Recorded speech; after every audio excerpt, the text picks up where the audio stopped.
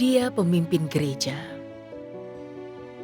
Dia sering bekerja hingga larut malam untuk memiliki citra yang baik di benak orang. Dia memaksakan dirinya terus bekerja meskipun kinerjanya rendah.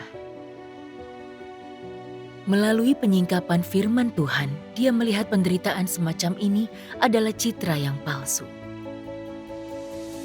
Perilaku baik di luar bukan menerapkan kebenaran. Mengikuti firman Tuhan, tidak berpura-pura, adalah cara hidup yang membebaskan baginya.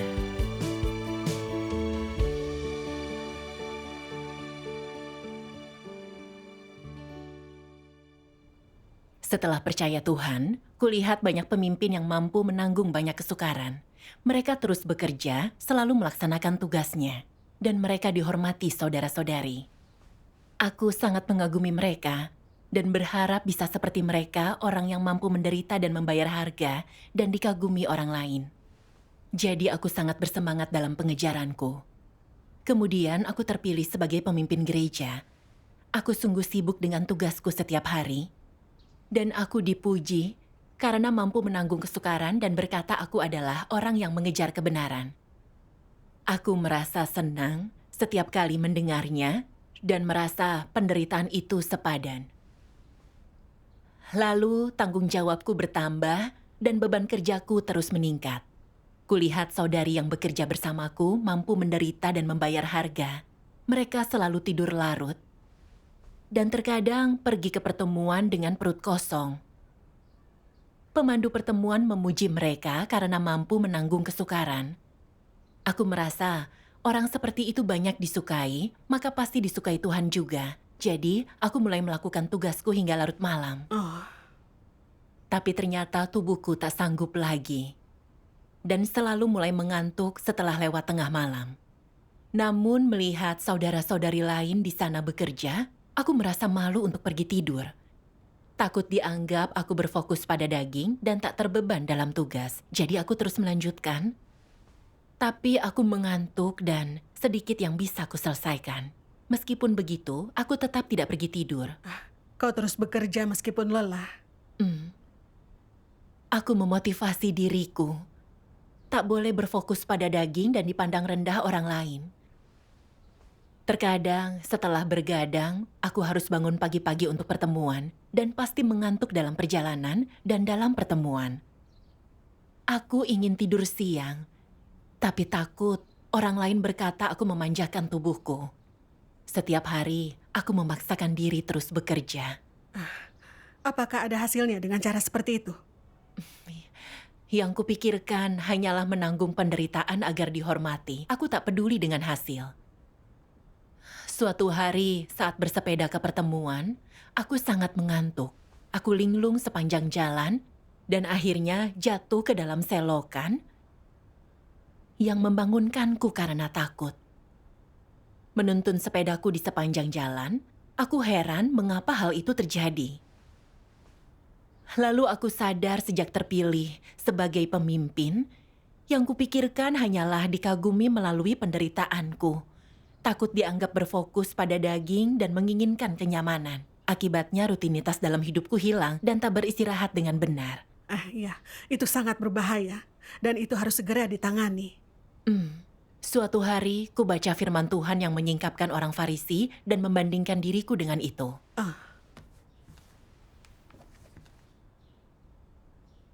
Tahukah engkau semua siapa sebenarnya orang Farisi? Adakah orang Farisi di sekitarmu? Mengapa orang-orang ini disebut orang Farisi? Bagaimana orang Farisi digambarkan? Mereka adalah orang-orang munafik yang sepenuhnya palsu, yang berpura-pura dalam segala hal. Berpura-pura seperti apa mereka? Mereka berpura-pura bersikap baik, ramah, dan positif. Apakah seperti ini diri mereka yang sebenarnya? Sama sekali tidak. Mengingat bahwa mereka adalah orang-orang munafik, semua yang terwujud dan terlihat adalah palsu, semuanya kepura-puraan. Itu bukan diri mereka yang sebenarnya. Di manakah diri mereka yang sebenarnya berada? Itu tersembunyi jauh, tidak pernah terlihat orang lain. Segala hal yang tampak adalah kepura-puraan, semua itu palsu. Tapi mereka hanya bisa mengelabui orang, tidak Tuhan. Jika orang tidak mengejar kebenaran ataupun mengalami firman Tuhan, mereka tidak dapat memahami kebenaran, dan semuluk apapun perkataan mereka, perkataan ini bukanlah kenyataan kebenaran, melainkan doktrin.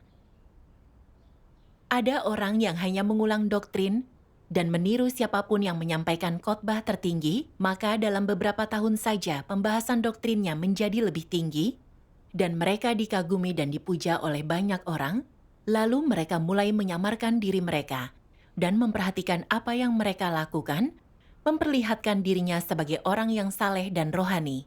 Mereka menggunakan teori-teori rohani ini untuk menyamarkan diri mereka. Hanya inilah yang mereka bicarakan kemanapun mereka pergi, hal masuk akal yang sesuai dengan gagasan orang, tetapi tidak punya kenyataan kebenaran.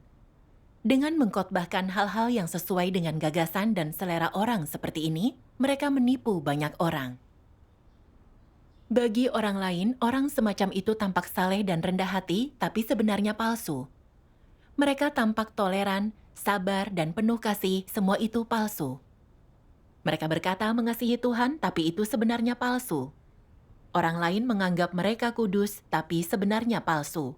Di manakah orang yang sungguh kudus ditemukan? Kekudusan manusia semuanya palsu, semua itu kepura-puraan. Mereka tampak setia kepada Tuhan, tapi sebenarnya hanya melakukan pertunjukan. Saat tak seorang pun melihat, mereka pun tidak setia dan melakukan hal seenaknya. Di luarnya, mereka tampak mengorbankan diri bagi Tuhan. Apa yang diam-diam mereka lakukan? Mereka melakukan urusan dan pekerjaan mereka di gereja, mendapatkan keuntungan dari gereja dengan kedok bekerja untuk Tuhan. Orang-orang ini adalah orang Farisi modern yang munafik. Amin. Amin. Yang firman Tuhan singkapkan sangat menghunjam hatiku. Aku bertindak persis seperti yang dilakukan orang Farisi.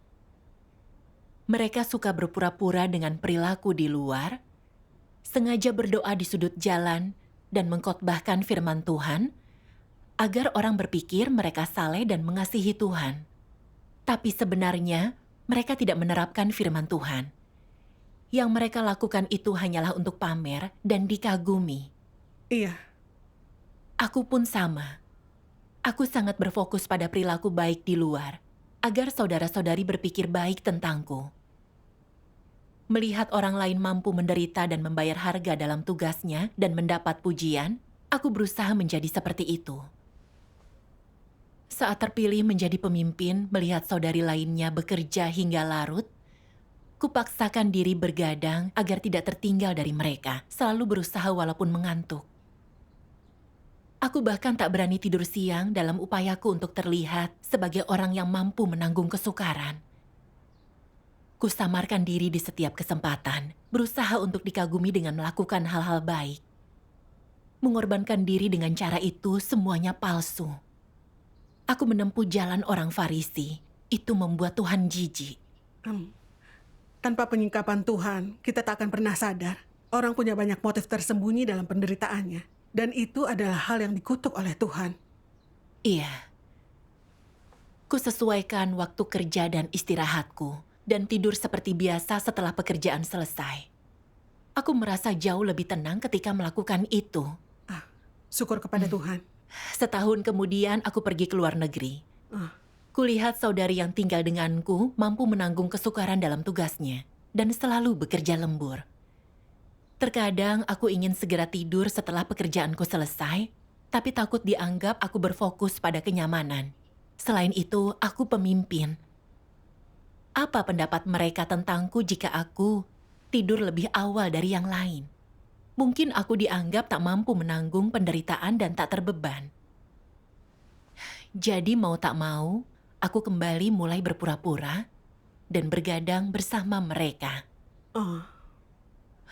Namun aku mulai mengantuk setelah pukul 1 pagi. Mereka menyarankan agar aku tidur lebih awal, tapi aku berkata, aku tak apa, aku akan tidur sebentar lagi. Lalu aku kembali linglung. Terkadang aku tidak bisa menahannya, jadi aku tertidur sebentar di atas meja, tapi tak tenang melakukannya. Aku khawatir pendapat orang lain tentangku, jadi aku selalu kembali bekerja. Berpura-pura seperti itu melelahkan. Kau benar.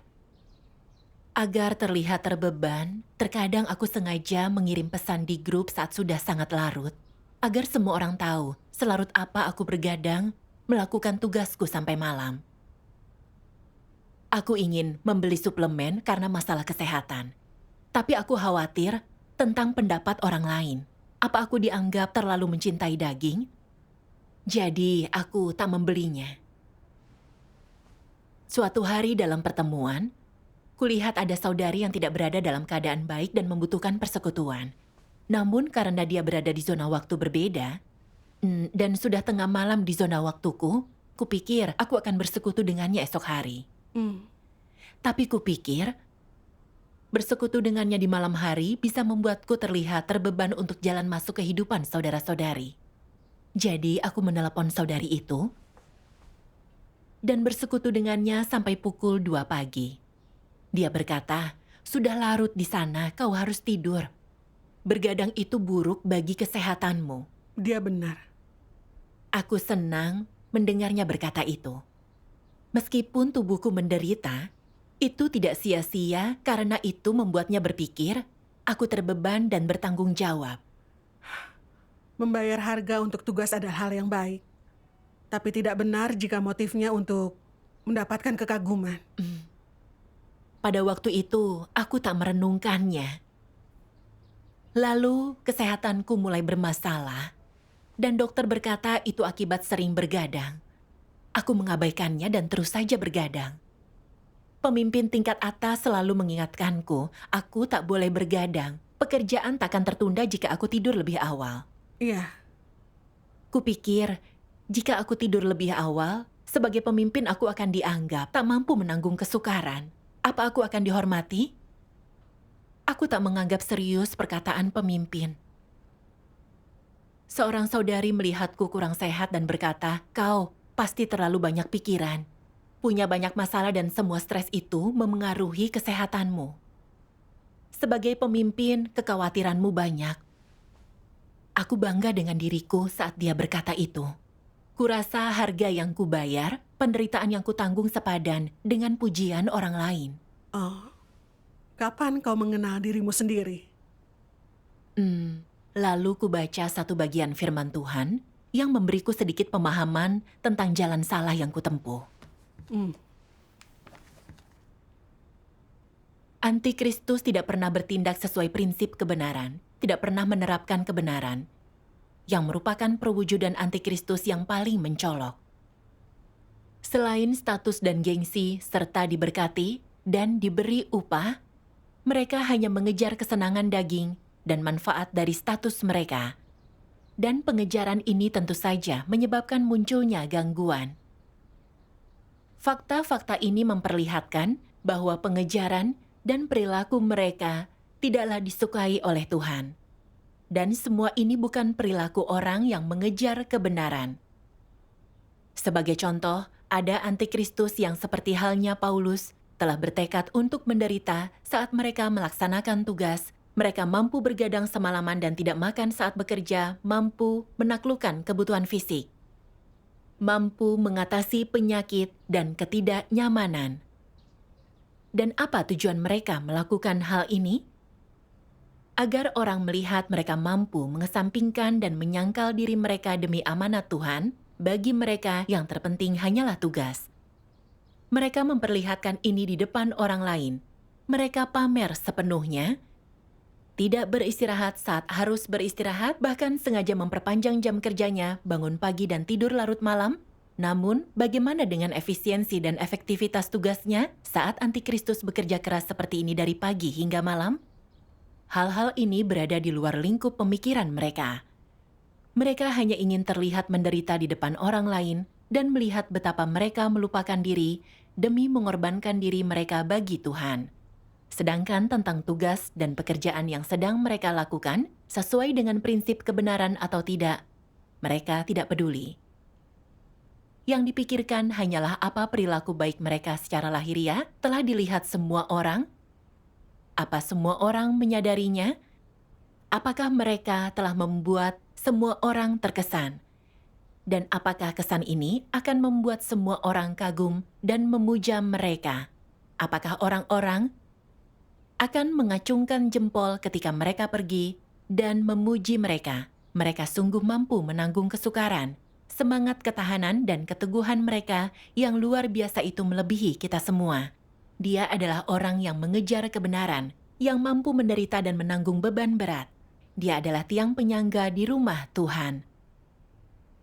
Mendengar ini, Antikristus pun merasa puas.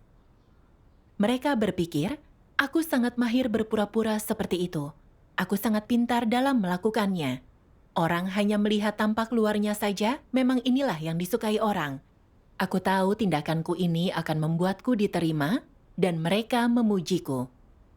Membuat mereka mengagumiku di lubuk hati mereka, dan menyukaiku. Dan tak ada yang akan memandang rendah diriku lagi.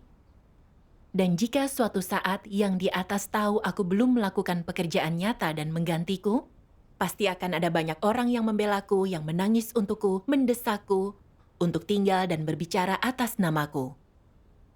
Mereka diam-diam bangga akan perilaku palsu mereka, dan bukankah kebanggaan ini juga menyingkapkan natur dan esensi Antikristus? Dan esensi apakah ini? Kejahatan.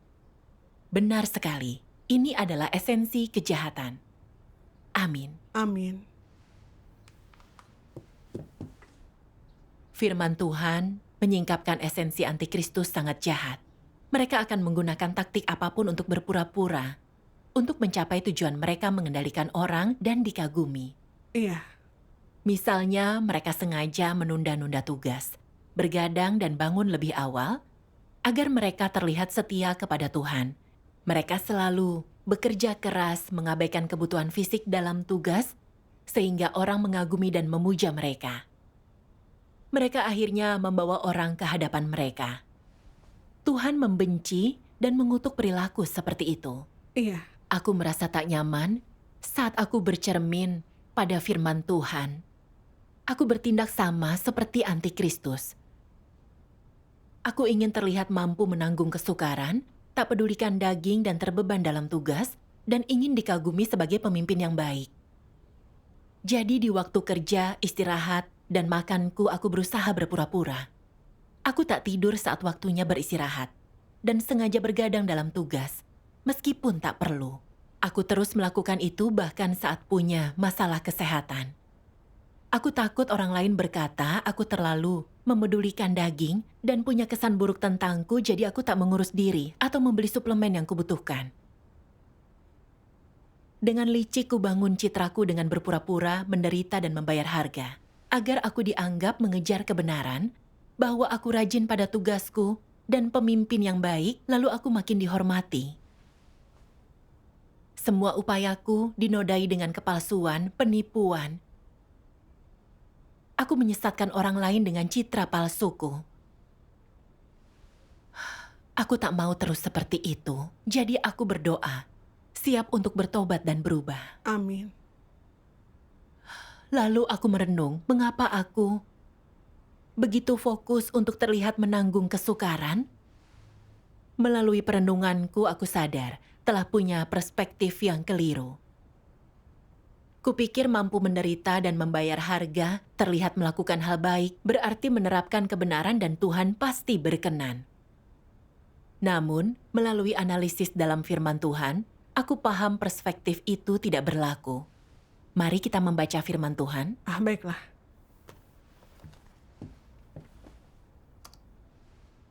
Tuhan yang Maha Kuasa berfirman, apa yang direpresentasikan oleh perbuatan baik manusia yang dangkal? Semua itu merepresentasikan daging, dan bahkan penerapan lahiriah yang terbaik pun tidak merepresentasikan kehidupan. Itu hanya menunjukkan temperamen pribadimu sendiri. Penerapan lahiriah manusia tidak mampu memenuhi keinginan Tuhan. Jika tindakan-tindakanmu selalu ada dalam tampilan yang kelihatan saja, ini berarti engkau adalah orang yang sangat sombong. Sikap manusia macam apakah yang hanya melakukan perbuatan baik di permukaan saja dan tidak memiliki realitas? Orang semacam itu hanyalah orang Farisi dan pemuka agama yang munafik. Jika engkau semua tidak melepaskan penerapan lahiriahmu dan tidak mampu membuat perubahan, unsur-unsur kemunafikan di dalam dirimu akan semakin bertumbuh. Semakin besar unsur-unsur kemunafikanmu, semakin besar penentangan yang ada terhadap Tuhan. Pada akhirnya, orang-orang semacam itu pasti akan disingkirkan.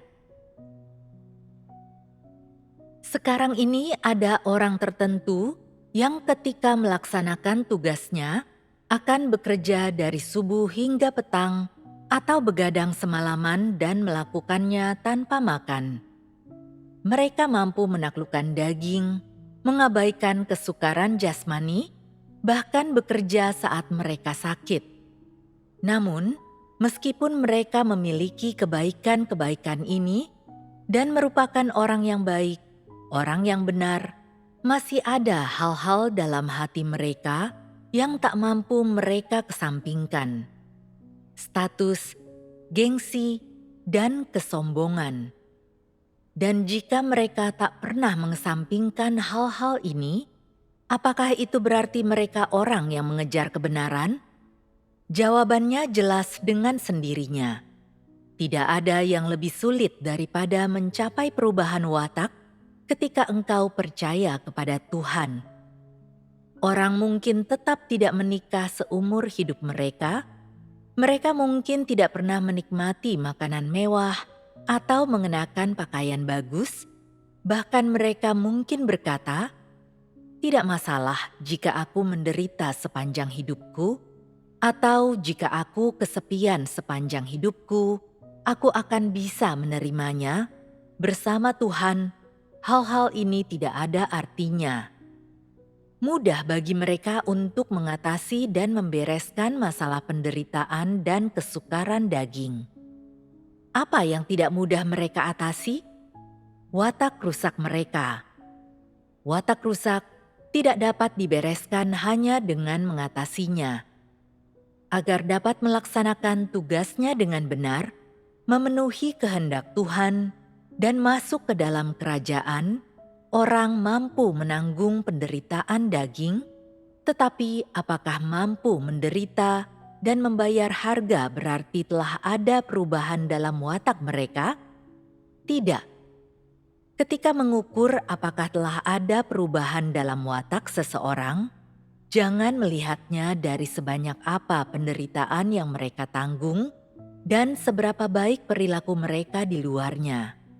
Sebaliknya, engkau harus melihatnya dari apa titik awal, motif, dan niat di balik tindakan mereka, apa prinsip di balik perilaku mereka, dan bagaimana sikap mereka terhadap kebenaran.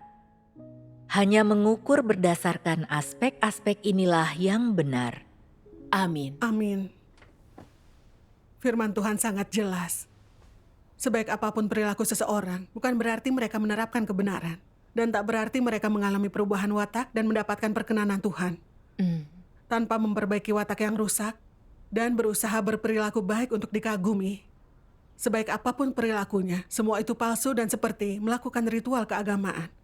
Itu takkan mendapatkan perkenanan Tuhan dan membuat dia jijik. Iya. Pada zaman kasih karunia, Paulus mampu menanggung kesukaran. Dia masuk penjara dan tidak mengkhianati Tuhan.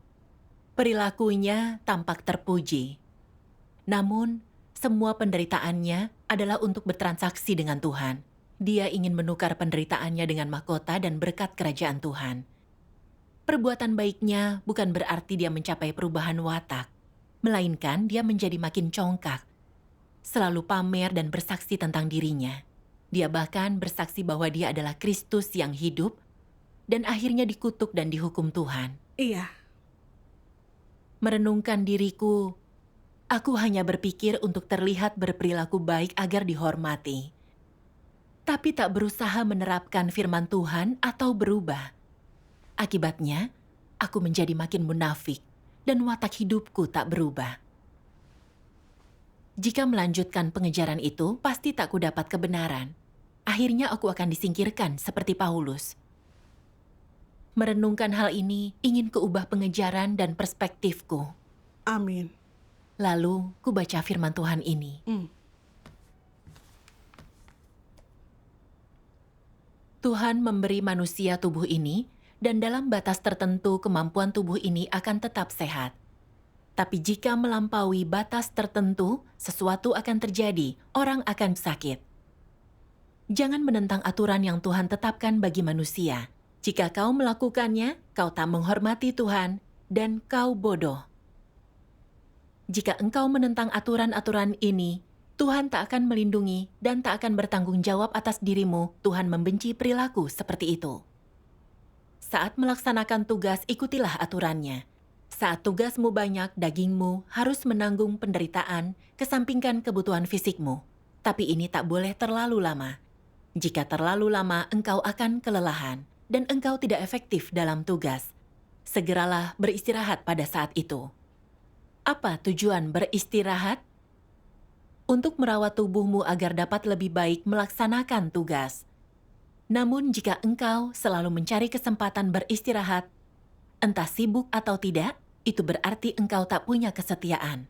Selain setia dan melaksanakan tugas yang dipercayakan Tuhan kepadamu dengan baik, engkau juga tidak boleh terlalu melelahkan tubuhmu. Engkau harus memahami prinsip ini. Saat kau tidak sibuk, beristirahatlah dengan normal. Saat bangun di pagi hari, lakukanlah saat teduh, berdoa, membaca firman Tuhan, dan persekutukan kebenaran firman-Nya, atau belajarlah lagu-lagu pujian. Saat engkau sibuk, berfokuslah melaksanakan tugasmu, terapkan dan alami firman-Nya, dan terapkanlah firman Tuhan dalam kehidupanmu, maka melakukan tugas sesuai prinsip kebenaran akan mudah.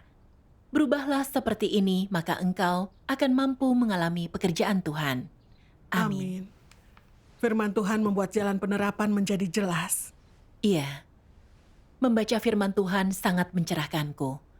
Tuhan membuat kita hidup dalam aturan yang telah Dia tetapkan untuk bekerja dan beristirahat dengan benar dan bertugas atas dasar ini. Iya. Saat pekerjaan perlu sedikit penderitaan, kita harus meninggalkan daging dan berusaha menyelesaikannya. Kita harus bekerja dan tidur dengan benar dan mempertahankan keadaan normal, barulah kita bisa efektif dalam tugas. Iya. Jika kita melakukan tugas berdasarkan aturan Tuhan dan mencari kebenaran, kita akan mencapai lebih banyak dalam tugas kita. Iya. Aku teringat ayat dari Alkitab ini. Kau harus mengasihi Tuhan dengan segenap hati, jiwa, dan pikiranmu. Inilah perintah pertama dan yang terutama. Amin. Tuhan berharap agar kita dapat memikirkan kehendak-Nya, sungguh terbeban, dan bertugas dengan sepenuh hati, maka Tuhan akan berkenan. Amin. Merenungkan jalan yang telah Tuhan berikan, aku sadar betapa bodohnya diriku. Firman Tuhan begitu jelas, tapi aku tak pernah menerapkannya. Aku telah bertindak berdasarkan gagasan dan imajinasiku. Lalu aku sadar, aku tak boleh berfokus pada berperilaku baik, tapi aku harus menerima pemeriksaan Tuhan. Melakukan segala hal di hadapan Tuhan tanpa berpikir hal lain. Aku harus berupaya sebaik mungkin, itulah yang harus kulakukan. Iya. Lalu dalam pertemuan, aku menganalisis jalanku yang salah dan masalah dalam pemikiranku, sehingga saudara-saudari dapat memperoleh kearifan. Aku berfokus untuk menerapkan firman Tuhan dan tidak lagi berpura-pura. Terkadang saat pekerjaanku selesai dan ingin tidur, tapi melihat saudara-saudari masih sibuk, aku khawatir apakah mereka akan menganggapku malas dan mencari kenyamanan. Ketika sadar sedang kembali berpura-pura, aku berdoa kepada Tuhan dan menyangkal diriku. Jika tidak ada hal yang mendesak, aku selalu bekerja dan beristirahat seperti biasa. Seiring waktu, aku tak lagi mengkhawatirkan pandangan orang dan tak berpikir untuk berpura-pura. Aku merasa lega sekali. Iya. Dari pengalaman, aku belajar bahwa hanya firman Tuhan yang menjadi arah dan prinsip dalam hidup. Dan bertindak dengan firman Tuhan sungguh melegakan. Tak perlu hidup dengan cara yang melelahkan dan menyakitkan. Iya. Syukur kepada Tuhan.